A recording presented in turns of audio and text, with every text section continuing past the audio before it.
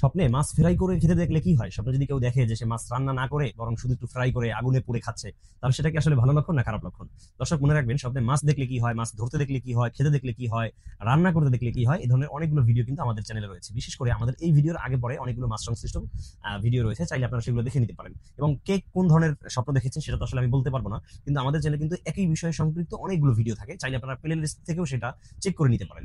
তো আজকে কথা বলবো যে স্বপ্নে যদি কেউ মাছ ফ্রাই করে খেতে দেখে তাহলে সেটা আসলে ভালো না খারাপ, এটা কি স্বপ্নদোষের জন্য শুভ হবে নাকি অশুভ হবে?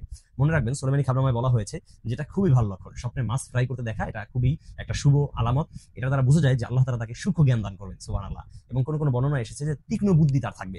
তীক্ষ্ণ বুদ্ধি বলতে বোঝা যায় যেখানে সমস্যা কি হয়েছে সেই সমস্যাটা সমাধান করতে কেউ পারছে না, কিন্তু হঠাৎ করে আল্লাহ তাআলা যে এই স্বপ্নটা দেখেছে তার মাথায় এমনটা বুদ্ধি এনে দিবেন যে বুদ্ধির মাধ্যমে সবাই ওখান থেকে মুক্তি পেয়ে যাবে, পরিত্রাণ পেয়ে যাবে, সুবহানাল্লাহ। তাহলে এটা কিন্তু খুবই ভালো একটি স্বপ্ন, যেটার মাধ্যমে বোঝা যায় যে তার সূক্ষ্ম জ্ঞান বা তীক্ষ্ণ বুদ্ধি আসবে।